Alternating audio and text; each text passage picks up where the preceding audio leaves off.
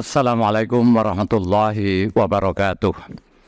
Bismillahirrahmanirrahim. Alhamdulillahirabbil alamin.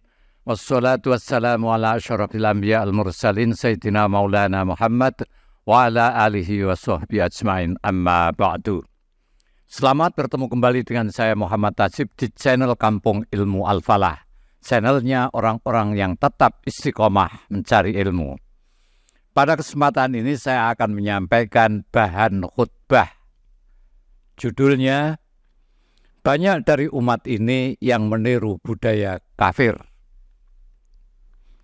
Ma'asyiral muslimin rahimakumullah. Pertentangan antara hak dan batil akan tetap terjadi selama dunia masih ada. Sehingga sebagian besar kaum muslimin atau umatnya Nabi Muhammad ini akan mengikuti ahlul batil dalam kebatilan mereka dari kalangan Yahudi, Nasrani, dan orang-orang kafir penyembah berhala. Dari Abu Sa'id Al-Khudri radhiyallahu an, Nabi sallallahu alaihi wasallam bersabda, "La tattabi'unna sunana man qablakum shibran bi shibrin wa dhira'an bi dhira'in hatta law salaku juhra dabbin la salaktumuh." Qulna ya Rasulullah al-Yahuda wan Nasara, qala faman? Pasti kamu akan mengikuti kebiasaan orang-orang sebelum kalian, sejengkal demi sejengkal dan sehasta demi sehasta, sampai jika mereka itu masuk ke lubang biawak, artinya lubang sangat sempit sekalipun, pasti kalian pun akan mengikutinya. Kami, maksudnya para sahabat, berkata, "Wahai Rasulullah, apakah yang diikuti itu adalah Yahudi dan Nasrani?" Beliau menjawab, "Lantas siapa lagi kalau bukan mereka?"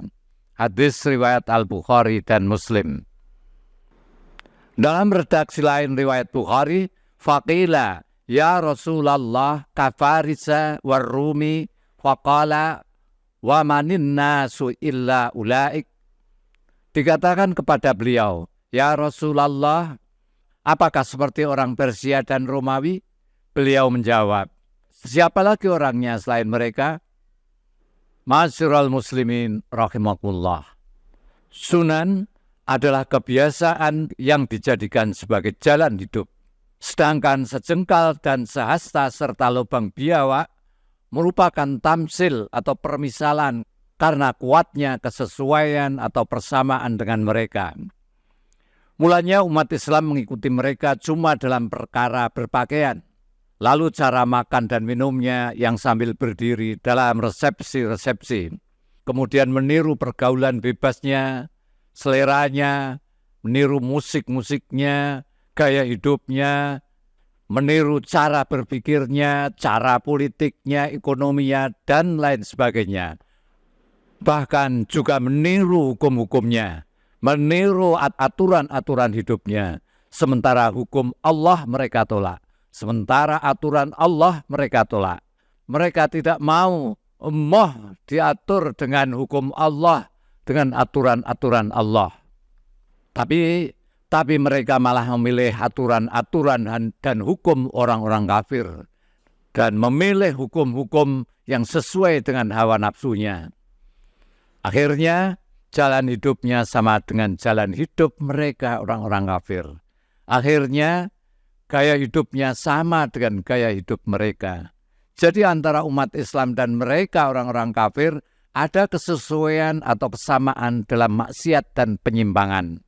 Dohir hadis di atas menunjukkan seluruh umat Islam terjerumus dalam kesalahan ini. Tetapi terdapat hadis lain yang menerangkan bahwa masih tetap ada sebagian dari umat ini yang konsisten di atas kebenaran. Mereka tidak ikut-ikutan dengan kebanyakan orang. Maka mereka itulah yang terasing di tengah-tengah masyarakatnya. Mereka dianggap orang aneh, orang asing di tengah-tengah umat Islam sendiri. Namun, untuk kelompok ini ada kabar gembira. Keberuntunganlah bagi orang-orang yang terasing atau orang-orang yang aneh ini. Imam Muslim meriwayatkan dalam sahihnya dari hadis Abu Hurairah radhiyallahu an, dari Rasulullah sallallahu alaihi wasallam, bada'al islamu ghariban wa sayaudu kama bada'a ghariban fatuba lil ghuraba. Islam bermula dari keterasingan dan nanti pasti akan kembali asing sebagaimana ia bermula. Maka keberuntunganlah bagi orang-orang yang terasing ini. Rasulullah sallallahu alaihi wasallam ditanya, "Qila ya Rasulullah manil ghuraba?" Qala alladzina yuslihuna idza fasadan nas wa fi lafdin yuslihuna ma afsadan nasu min sunnati. Siapa mereka itu ya Rasulullah? Beliau menjawab, orang-orang yang tetap baik apabila manusia sudah pada rusak. Dalam kalimat hadis lain, mereka itulah orang-orang yang memperbaiki sunnahku yang telah dirusak oleh orang-orang. Mereka tetap berdakwah memperbaiki umat bagaimanapun rusaknya umat ini. Sebagaimana yang diriwayatkan Abdullah bin Mubarak dalam kitabnya Az-Zuhd, dari Abdullah bin Amr bin As, ia berkata, Rasulullah sallallahu alaihi wasallam bersabda, "Fatuba lil ghuraba." Maka keberuntungan bagi para ghuraba atau orang-orang yang terasing. Lalu ditanyakan kepada beliau, Qila ya Rasulullah manil ghuraba? Siapa al-ghuraba itu wahai Rasulullah? Beliau menjawab, nasun salihuna qalilun fi nasin su'in katsir. Mayyasihim aktaru mimman yuti'uhum. Ghuraba itu adalah orang-orang yang soleh, yang jumlahnya sedikit, di tengah-tengah manusia buruk yang jumlahnya lebih banyak. Orang-orang yang mendurhakai mereka jumlahnya lebih banyak daripada orang yang mentaati mereka. Akibat buruk ikut-ikutan budaya kafir. Akibat buruk yang menimpa umat yang menyimpang dari kebenaran, dengan merubah dan menyimpangkannya, lalu membenarkan yang batil, adalah mereka akan diusir dari telaga Nabi Muhammad SAW nanti di akhirat. Padahal pada saat itu, orang-orang yang istiqomah pasti akan meminumnya untuk menghilangkan dahaga mereka yang sangat dengan sepuas-puasnya. Rasulullah Sallallahu Alaihi Wasallam bersabda, "Ini faratukum alal haud, man marra alayya syariba, wa man syariba lam yazma abadan. La yaridanna alayya aqwamun a'rifuhum wa ya'rifuni. Thumma yuhalu baini wa bainahum, wa aqulu innahum minni, wa yuqalu innaka la tadri ma ahdatsu ba'dak, wa aqulu suhqan liman ghayyara ba'di." Aku adalah pendahulu kalian menuju telaga. Siapa saja yang melewatinya, pasti akan meminumnya. Dan barang siapa meminumnya, niscaya tidak akan haus selamanya.